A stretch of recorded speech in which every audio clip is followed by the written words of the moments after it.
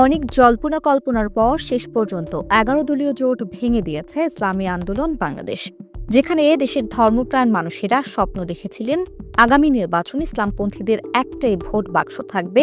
সেখানে মতবিরোধের কারণে ছিন্ন ভিন্ন হয়ে যাচ্ছে সম্ভাবনাময় এই জোট।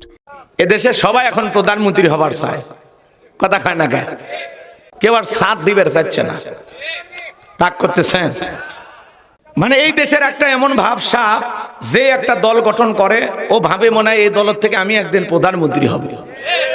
আজকের ভিডিও দেখে অনেকের মনে হইতে পারে যে জামাতের সাথে চরমনায়ের জোট ভেঙে গেল, এই জন্য হয়তো আজকের ভিডিওটা আমি করছি কিনা। আসলে বিষয়টা এরকম না। চরমনায়ের ব্যাপারে আপনারা 2018 বা 19 সালে আমার ইউটিউব চ্যানেলে নিশ্চয়ই কিছু ভিডিও দেখেছেন। তখন চরমনায়ের ব্যাপারে বেশ কিছু জবাব দিয়েছিলাম আমি। এই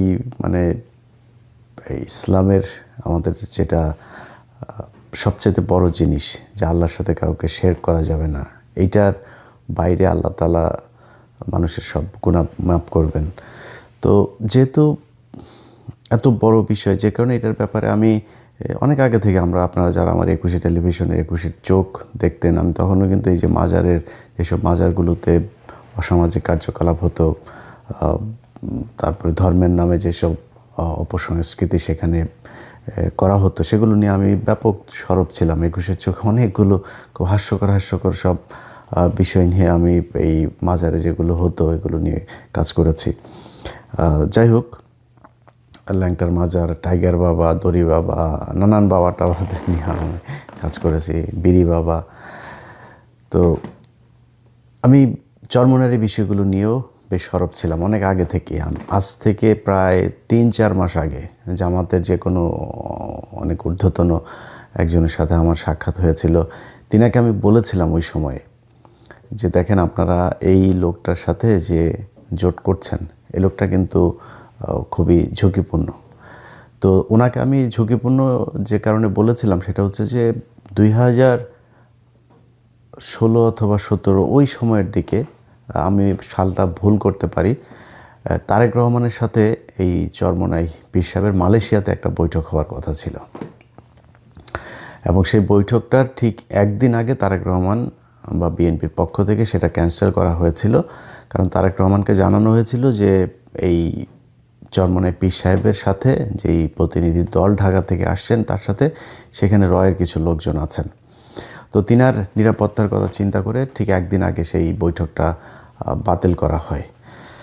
তো আমি তারপর থেকে ধরেন তাদের ব্যাপারে খুব সাবধান, এবং গত 15 বছরের আপনি চরমনায়ের যে অবস্থাটা যদি দেখেন, জামাত ইসলাম সহ হেফাজতের অনেক নেতাদের উপরে অনেক নির্যাতন, অত্যাচার এগুলো হয়েছে, কিন্তু চরমনাই এই পীর সাহেবের এদের উপরে কোনো সমস্যা হয়নি। এরা দাপিয়ে বেরিয়েছে। মাঝখানের একটা সময় তো আপনার এই যে মাহফিল টাফিল, যে সময়টাতে মিজানুর রহমান আজহারিকেও দেশ থেকে বের করে দেওয়া হলো এই চরমনাই পীর সাহেবের। আমি সিআইডির একজন অফিসারের কাছে শুনেছি, এটা 2024 যে ঘটনা, এটার আগে, তখন তিনি বলেছিলেন যে ভাই, আপনি কি জানেন যে এই যে আলেমদের যাদেরকে জেলখানায় নেওয়া হয়, এই যে মিজানুর রহমান আজহারির যেই বাংলাদেশে থাকতে না দেওয়া, এটার পেছনে সবচাইতে বেশি কলকাঠি নাড়ছে কারা? এই যে ইসলামী আন্দোলনের যে চরমনায়ের যেসব, ওই যে হাফিজুর রহমান কুয়াকাটা, তারপরে তার ভাই, এগুলো। তো এরা বহু আগে থেকেই ভণ্ড, এবং সবচাইতে বড় যে স্পর্শকাতর বিষয় সেটা হচ্ছে যে ভারতের সাথে তাদের যে সংযোগের অভিযোগ আছে, সেটা অনেক গুরুত্বপূর্ণ বিষয়। তো এই কারণে তাদের ব্যাপারে আমি জামাতকে তখন সতর্ক করেছিলাম যে দেখেন, আপনারা এই কাজটা করেন না। তখন তারা একটা উত্তর দিয়েছিল যে ইসলামী অন্য জামাত ইসলামের বাইরে যে দলগুলো আছে, তাদের মধ্যে এই ইসলামী আন্দোলনের একমাত্র তাদের সারা দেশব্যাপী বেশ কিছু মাদ্রাসা আছে, এবং তাদের সাংগঠনিক কিছু কার্যক্রমও আছে, যে কারণে তারা চায়। আর আরেকটা কথা বলেছিলেন যে এইটাই একমাত্র দল যেটা কিনা সবসময় এই খুব নোংরা ভাষায় কটাক্ষ করে এবং আজে বাজে কথাবার্তা বলে। তো কিছু খানাপিনা দিয়ে এদেরকে পাশে বসায় রাখা আর কি। তো অনেকটা এইরকম জামাতের একটা পলিসি ছিল।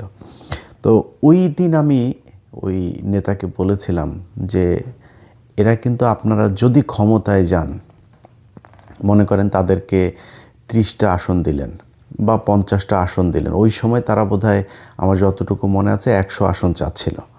তো আমি তাকে বলেছিলাম যে আপনারা তাদেরকে যদি নাকি 30, 40, 50 বা যে কয়টা আসনই দেন, তো সেই আসনগুলো তো মূলত তাদের আসন না, সেই আসনগুলো হচ্ছে এই জামাতের লোকজন, তারা তাদেরকে আসন দিলে জামাতের প্রার্থী সেখানে বসে যাবেন, বসে গিয়ে তাদের পক্ষে ভোট করবেন, অর্থাৎ জামাতের ভোটগুলোই চরমোনাই পাবে তখন। এখন আপনি তাদেরকে 40টা বা 50টা আসনের ভেতরে মনে করেন 20টা আসন তারা পেল, 20টা আসন যদি পেয়ে তারপরে আপনি সরকার গঠন করলেন, যদি জামাত ইসলাম এবার ক্ষমতায় আসেও, সেটার একটা সম্ভাবনা তো তৈরি হয়েছেই, যদি আসে সেক্ষেত্রে আমি মনে করি যে বিএনপিও বিশাল একটা ফাইট দিবে, তো খুব হাড্ডাহাড্ডি একটা লড়াই হবে এবারে নির্বাচনে, আমার বিশ্লেষণ। তো যদি এরকম হয় যে জামাত ইসলাম ধরেন 160টা পেল বা 155টা পেল বা 170টা পেল, বিএনপি ধরেন 130টা পেল, বা মানে আমি সাপোজ একটা কথা বলছি, এখন এই চরমোনাইকে যদি 20টা দেওয়া হয়, তার মানে ম্যাজিক ফিগার তো হচ্ছে 151, 151 আপনাকে পেতেই হবে। 151 পেতে গেলে আপনি ধরেন 170 যদি পান, তাহলে এখান থেকে 20টা আপনি তারে চরমোনাই পেল। চরমোনাই যদি পায়, এখন চরমোনাই মাঝখানে গিয়ে বলল যে আমরা এই চাই, কারণ তাদের চাওয়া তো যেটা চাবে তারা সেটা চাবে, তো তারা বলল যে আমরা এখন এইটা চাই। এটা না দিলে কি করবে, তারা সব পদত্যাগ করবে, সব চরমোনাইয়ের যে কজন এমপি আছে তারা সবাই চলে আসবে থেকে, সংসদ থেকে। আচ্ছা, তখন চলে আসলে আপনার অবস্থাটা কী হবে? আপনি 170টা নিয়ে সরকারে আছেন, এখন আপনার তো 150 হয়ে যাবে, তখন আপনি তো সংসদ তো ভেঙে দিতে হবে, আপনি ক্ষমতা হারাবেন। তো এইসব জিনিসগুলো আমি খুব এইভাবে বলেছিলাম ওই সময়তেই। বলার পরে তারা বলেছিল ঠিক আছে দেখা যাক কি হয়। তো কি হয় সেটা নির্বাচনের আগে যে হয়েছে, এটা আমি মনে করি জামাত ইসলামের জন্য অনেক বড় একটা পাওয়া। এখানে এই জোটটা ভাঙার পরে চরমোনাইয়ের পক্ষ থেকে একটা সংবাদ সম্মেলন করা হয়েছে। এটা নিয়ে এখনও কথা বলার মতো সময় আসে নাই, তারপরেও আপনাদেরকে একটু জানিয়ে রাখি। ডাক্তার শফিকুর রহমান একটা কথা বলেছেন যে তারেক রহমানের সাথে যেদিন তাদের দেখা হলো খালেদা জিয়া মারা যাওয়ার পরে, যে আমরা নির্বাচনের পরে সরকার গঠনের আগে আরেকবার বসবো। আর চরমোনাই তাদের সংবাদ সম্মেলনে বলেছেন যে এটা একটা পাতানো নির্বাচন, সিলেক্টেড, এটা ইলেক্টেড হচ্ছে না, এখানে সিলেকশন হচ্ছে। কারণ কি? কারণ হচ্ছে এরা মিলেমিশে তারপরে করবে। এই কথাটা আজকে যারা আমার ভিডিওটা দেখবেন তারা মনে রেখেন। খুব সমূহ সম্ভাবনা আছে, মাঠে বিশাল তোড়জোড়, বিএনপি জামাতের মধ্যে ব্যাপক বিরোধী একটা ভাব।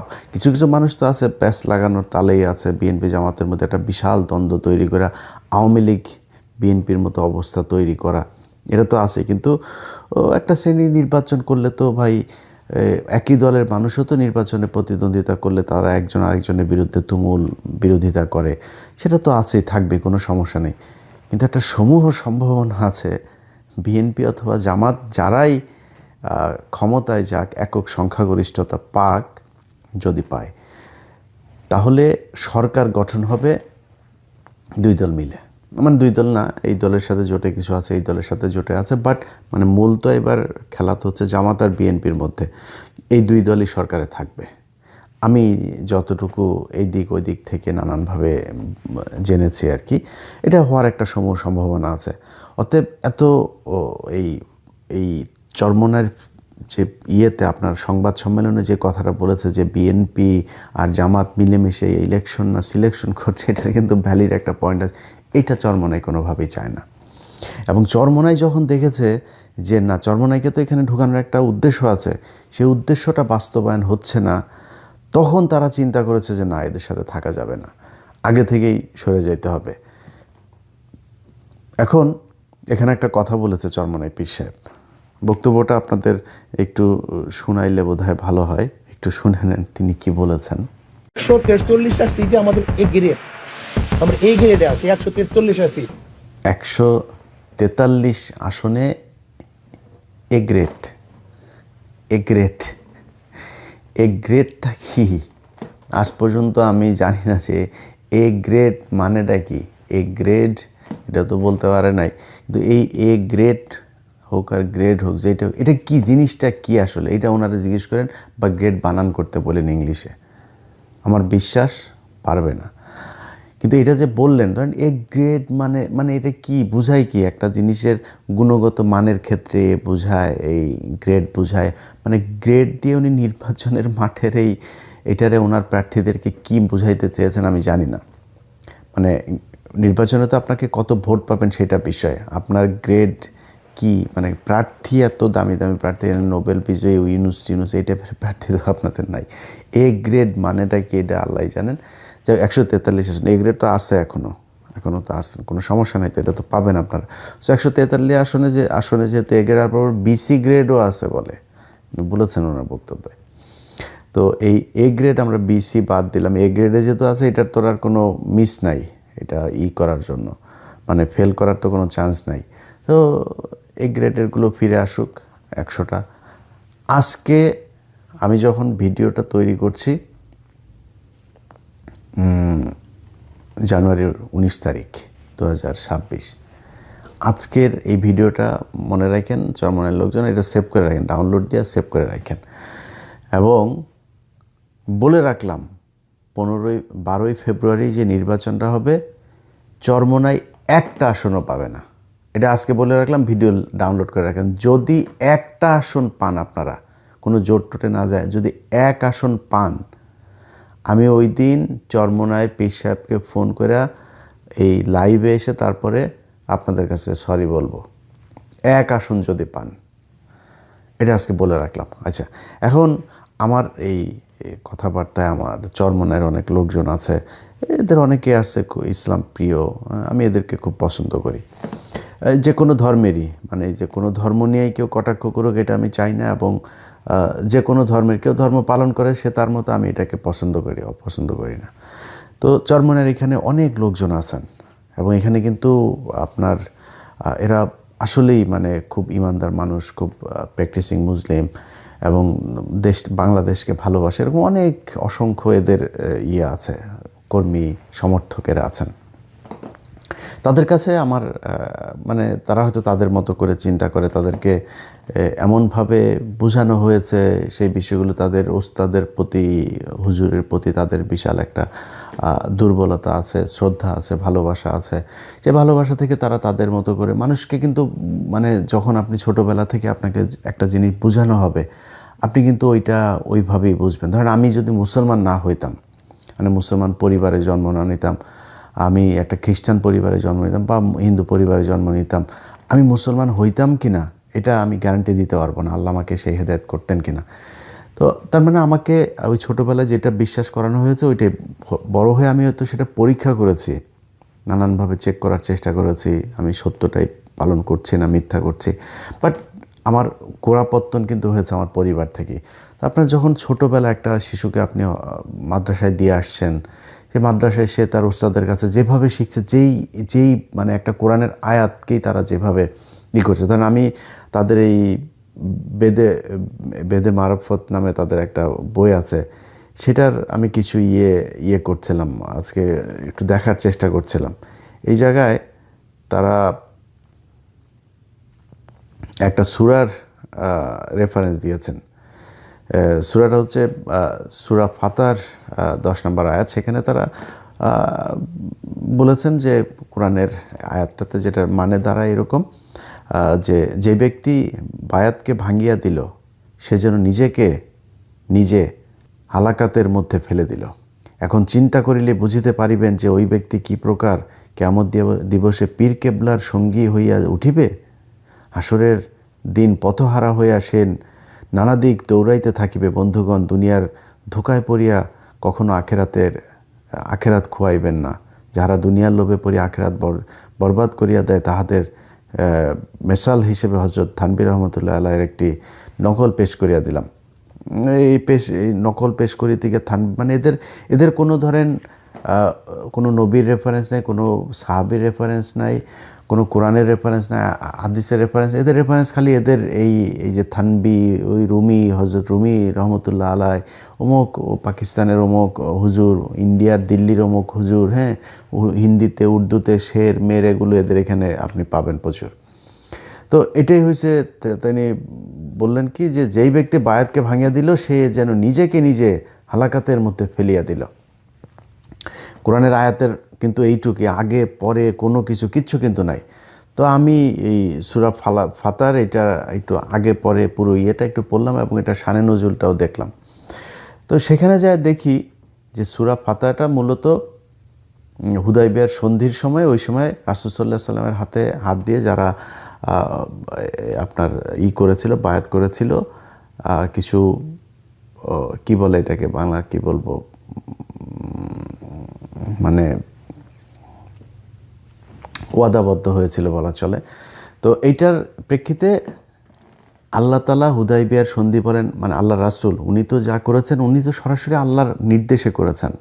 উনি আল্লাহর নির্দেশে যে কথাটা বলেছেন সেখানে বলা হয়েছে যে আল্লাহ রাসূলের হাতে যারা এটার ব্যাপারে মানে দিল, অর্থাৎ সম্মতি দিল, সেটা যেন আল্লাহর কথার উপরেই যেন তারা সম্মতি দিল। বিষয়টা এটা, হুদাইবিয়ার সন্ধির প্রেক্ষিতে একটা কোরআনের আয়াতকে তিনি তার মতো করে এখানে 1.5 লাইন বসায় দিয়ে তারপরে তিনি বলে দিলেন যে এটা তার হাতে হাত করাই হলো গিয়ে বায়াত করতে হবে তার হাতে হাতে।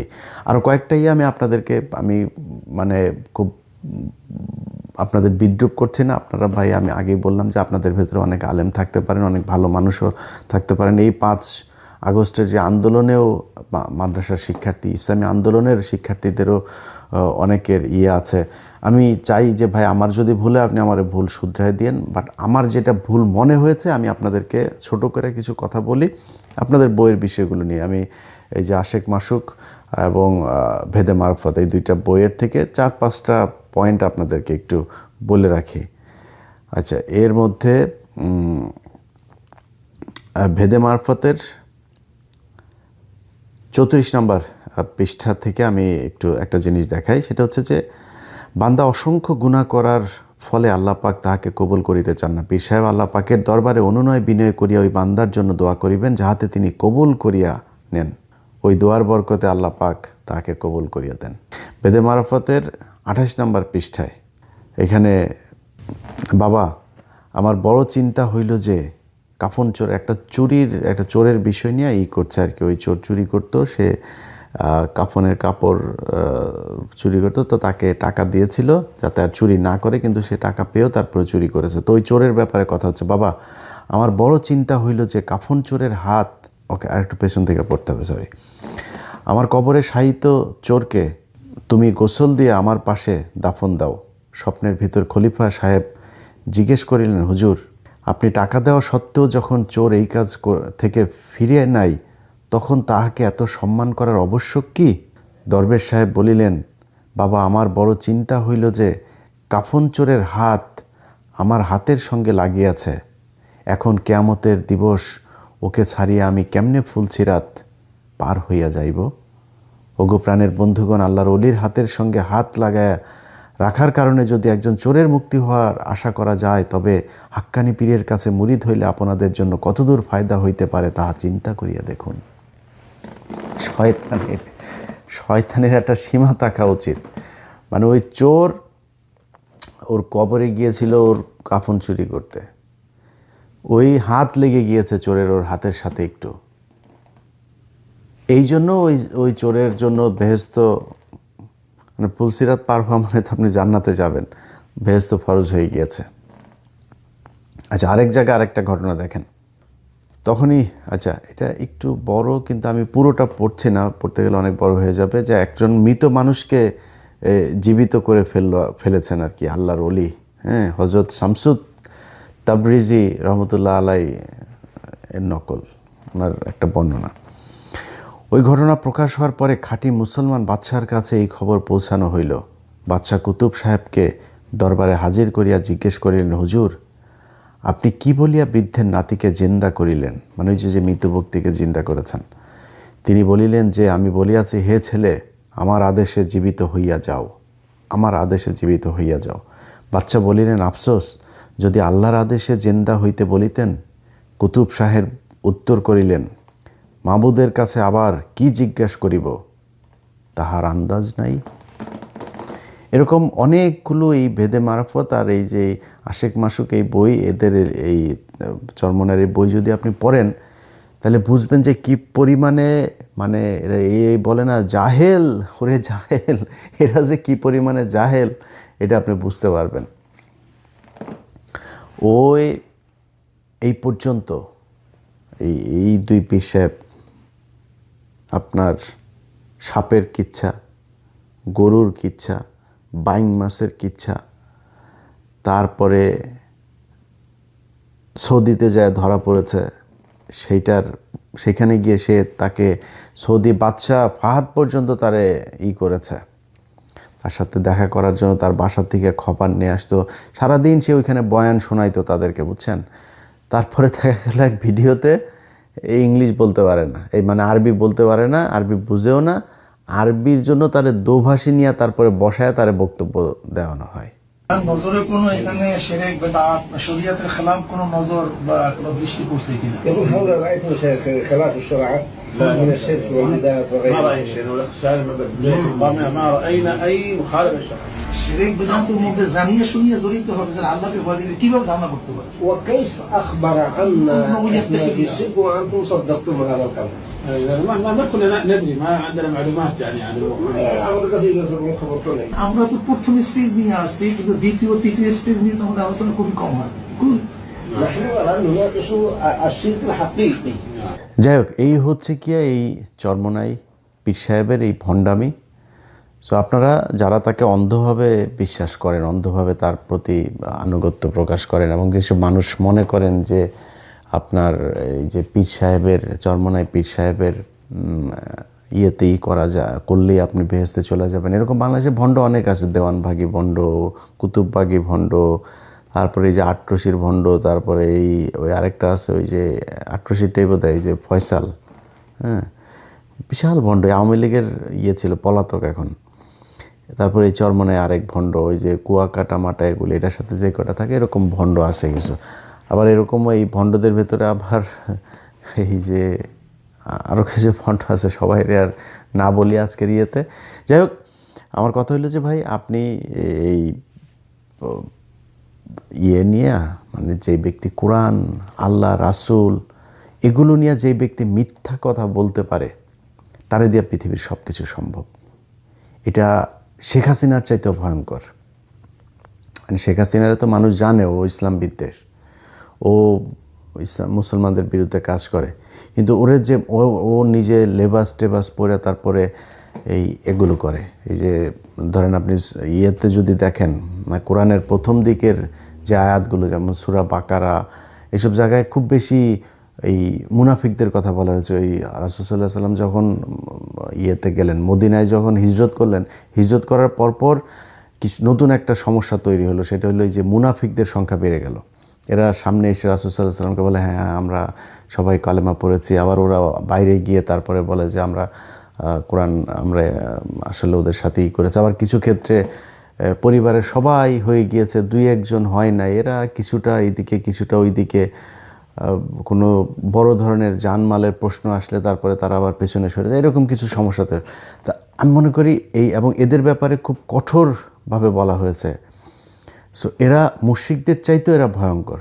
সো এই ধরনের মুনাফিক, এরা তো কাফের টাফের ফতোয়া দেয়, আমি ফতোয়া দিলাম না, আমার কাছে মনে হয় যে এ আসলে মুসলমান নাই। কারণ যেই ব্যক্তি নিজেকে কিছু মানুষের টাকা পয়সা নেওয়ার জন্য, কিছু মানুষকে তার পেছনে ঘোরানোর জন্য, অন্ধভাবে তার ভক্ত বানানোর জন্য যে কোরআনের বিকৃত করে তারপরে প্রচার করে, আল্লাহর সাথে যার মানুষকে শিরক করায়, তার কারণে তো অনেক মানুষ শিরক হয়েছে। এই যে বায়াত হয়ে এই যে এগুলি করে, এই যে ফুলসিরাত পার হয়ে তারপরে ইয়ের দিন জাহাজে করে তারপরে তার ইয়েতে নিবে, ভেস্তে নিবে, এরকম আছে না? তাই এই যে কথাবার্তাগুলো বলে যে মানুষকে বিভ্রান্ত করে এবং মানুষকে যে শিরক করায়, এটার রেজাল্ট তো সে পাবে। এবং আমার বিশ্বাস যে আল্লাহ তাদের এইটার কিছুটা নতিজা পৃথিবীতে দেখায় নিয়ে যাবেন। তো আমার আজকের যে মূল আলোচনা ভাই, জামাত ইসলামের যারা তাকে নিয়েছিলেন আজকে বের হয়েছে। এটা বের হওয়াতে আমি মনে করি জামাত ইসলামের সবচাইতে বড় যে সুবিধাটা হয়েছে, জামাতের এখন এবারের নির্বাচনে তাদের ইউএসের সাথেও তাদের যেই এখানকার যেসব বৈঠক টৈঠক হয়, তারপরে বিদেশি কূটনীতিকদের সাথে, মানে বাংলাদেশ তো পৃথিবী এখন গ্লোবাল ভিলেজ, তো এখানে তো তাদের সবার সাথেই করতে হয় মিলেমিশে, তারপরে তাদের সম্পর্ক বিল্ড আপ করতে হয়, ক্ষমতায় গেলে কি করবে সেটা তাদেরকে আপডেট রাখতে হয়। এটা করতে গিয়ে যাদের যাদের সাথে কথাবার্তা হয়, একটা বড় চ্যালেঞ্জ হলো যে ইসলামী দল, যেটা আমি এর আগেও বলেছি যে এই যে ইসলাম শব্দটা থাকাটা, মানে আমি ভাই, আমার যদি কেউ মাথায় পিস্তল ধরে যদি বলে যে তুই বল তুই মুসলমান, আমি এটা বলবো না ভাই, আমার এটা বলাইতে মারে ফেলো কোনো সমস্যা নেই। আল্লাহর কাছে মানে তওবা করি, আল্লাহ যেন অহংকার মনে না করেন, এইটুকু ঈমান আছে, আল্লাহ যেন এইটুকু ঈমান রাখেন। এখন এরপরও আমি বলি যে এই যে জামাত ইসলাম, এই ইসলাম নামটা রাখাতে অনেক সমস্যা হয়েছে বাংলাদেশের জন্য, ইসলামের জন্য অনেক সমস্যা হয়েছে। তো সেই সমস্যাটার ব্যাখ্যা কিন্তু তাদেরকে দিতে হয়। সেই ব্যাখ্যা দিতে গিয়ে তাদেরকে দেখেন, এই যে আপনি দেখেন না যে তাদের নারীদেরকে তাদের নিয়ে আসতে হয়েছে, তারপরে নানান কথাবার্তার মধ্যে তাদের অনেক হিসাব টিতাব করে তারপরে কথা বলতে হয়, বিদেশিদের কাছে জবাব দিতে হয়, তোমরা ইসলামী দল, তোমরা কি করবা, তোমরা কি শরিয়া ফেরত আনবা কিনা, এইসব প্রশ্নের উত্তর তাদের দিতে হয়। সেইখানে এই চরমোনাই এদের দলে থাকাটা, এইটা অনেক বড় একটা, আমি মনে করি যে তাদের জন্য দুর্বলতা হতো যে এই দলটা তাদের সাথে থাকে, এবং এটা না থাকাটা এখন বিদেশিদের কাছে তাদের জবাব দিতে অনেক বেশি সহজ হবে। এইটার পরে যদি ভোটের কথা কেউ বলেন, আমি জানি না ভাই, আমি বাংলাদেশে যতদিন পর্যন্ত ছিলাম, এখন কি তাদের বিশাল ভোট আসলে 143 গ্রেডে হয়েছে কিনা, যদি বিশাল কিছু না হয়, আমি আমার দেখা মতে এরা একটা আসনও পাবে না। কিছু কিছু জায়গায় যেমন বরিশাল টরিশাল তাদের কিছু পকেট জায়গা আছে, এখানে কিছু ভোট কাটবে, কিন্তু আসন একটাও পাবে না। এখন আমার এই পুরো ভিডিওর পরে চরমনের ভাইরা যারা আমার সাথে, আপনি এটা ডিফার করতে পারেন যে না আমি আপনার কথা মানি নাই, গালাগালি দিতে পারেন, মানেন নাই, কোনো সমস্যা নেই, বাট আপনাকে একটা প্রমাণ করার জন্য, আপনার পীর সাহেব সত্যি না আমি সত্যি, এটা প্রমাণ করার জন্য আপনাকে একটা সবশেষ পরীক্ষা দিয়ে যায়। এই পরীক্ষাটার রেজাল্ট আপনারা কিছুদিনের মধ্যে পাবেন। সেটা কি, আপনাদের উনি তো ভেদে মারফতের আপনাদের যে লেখাটাকা, তারপর আমরা অনেক গায়েবের ব্যাপারে আপনারা অনেক কিছু জানেন, আপনাদের ডাকে গরু ছুটা চলে আসে, খুঁটা টুটা সব উঠায়। সো এই যে এত গায়েবের ব্যাপারে আপনারা জানেন, চরমোনাই পীর সাহেব 143 আসনে তাদের এ গ্রেড, এটা গায়েব থেকেই বলেছেন। সো এই গায়েব যদি সত্যি হয়, আপনাদের কাছে আমি মাপ চাবো, আর যদি গায়েব সত্যি না হয়, আমি যেটা বললাম সেটা সত্যি হয়, তাইলে আপনারা যারা মুরিদান আছেন আপনারা জবাব দিয়ে দিন। আমাদের অনেকের মাথার মধ্যে শুধু কোরআন কোরআন সরার, শুধু কোরআন কিচ্ছু না। বঙ্গবন্ধু শেখ মুজিবুর রহমান একজন মুসলমান, ইসলামের জন্য কাজ করেছেন। সব গঞ্জাম লাগিয়া যাইতেছে, ফতুয়া দেয়া শুরু করছে জাহেলরা ফতুয়া দেয়া শুরু করছে। জাহেল গন্ডমূর্খ, কিছু ইংলিশ ফিংলিশ পড়িয়া, বাংলা টাংলা পড়িয়া বাস ফতুয়া দেয়া শুরু করছে। বাংলাদেশের বেশিরভাগ মানুষ এখন তারা বলছে যে আমরা অনেক শাসন দেখেছি, কিন্তু ইসলামের শাসন, ইসলামের নীতি আদর্শ বাস্তবায়নের যে শান্তি সুফল কুফল, এটা আমরা দেখি নাই।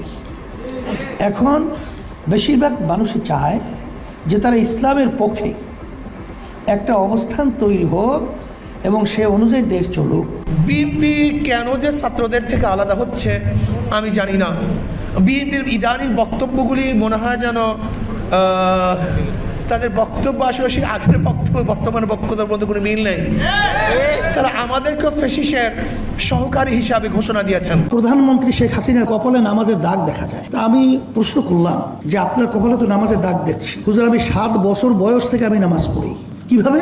বলে হুজুর, আমি যদি নামাজ না পড়তাম, আমার মা আমার জন্য ঘরে ভাত পাক করতো না। আমার মাকে আমাকে নামাজি বানাবার জন্য চেষ্টা করেছি, সেই থেকে হুজুর আমি নামাজ পড়ি, নামাজ ছাড়ি না। 1463 ঈসাই সালে এই বাংলাদেশে এসেছিলেন ইরাক থেকে শেখ বুরহানুদ্দিন সাহেব। তিনি টঙ্গী পাড়ায় এই দিন প্রচার করার জন্য সেখানে অবস্থান করেন। রাগ ডাক সেরেই বলবো, বিএনপি আপনারা কোথায় ছিলেন? প্রতিবার ঈদের কথা বলেছেন, ঈদের পরে সংগ্রাম করব, ঈদের পরে সেইটা করব। হাজার ঈদ চলে গেছে, আপনারা আন্দোলন করতে পারেন নাই। সব বিষয়গুলোই জিস্ট আলোচনাটা আপনাদের সামনে আমাদের সম্মানিত বিএনপি মহাসচিব তিনি উপস্থাপন করেছেন। সেটাই আমাদেরও একই কথা। এই জামাত যেখানে যেখানে লাগবে ওখানে ইসলাম ধ্বংস হয়ে যাবে। জামাত লাগছে আলিয়া মাদ্রাসার মধ্যে, আলিয়া শুধু কোরআন কোরআন, এর মধ্যে শুভঙ্করের ফাঁকি, রাহালি কোরআনিয়াদের স্লোগান। খুব হুঁশ রাখতে হবে। গিয়ে আল্লাহর কাছে বলতেছি, ইয়া নবী আল্লাহ সাল্লাল্লাহু আলাইহি ওয়াসাল্লাম, আমাদের বাংলাদেশের পরিস্থিতি এই, শেখ হাসিনার পক্ষে যাব না খালেদা জিয়ার পক্ষে যাব? আল্লাহ নবী বলতেন, যা তাহলে কি করবে, যেহেতু বড় দুইটা দল, তোরা সবাই শেখ হাসিনার পক্ষে যা। কি কথা ঠিক আছে না? আল্লাহ পাক যেন এদের উপরে পরিপূর্ণ গজব ঢালে। আল্লাহর কাছে বলি, আল্লাহ যেন সেই গজব আমার চোখে দেখায়, এবং আল্লাহ পাক গজব নাজিল করবে, কোনো সন্দেহ নেই। আল্লাহ হাফেজ।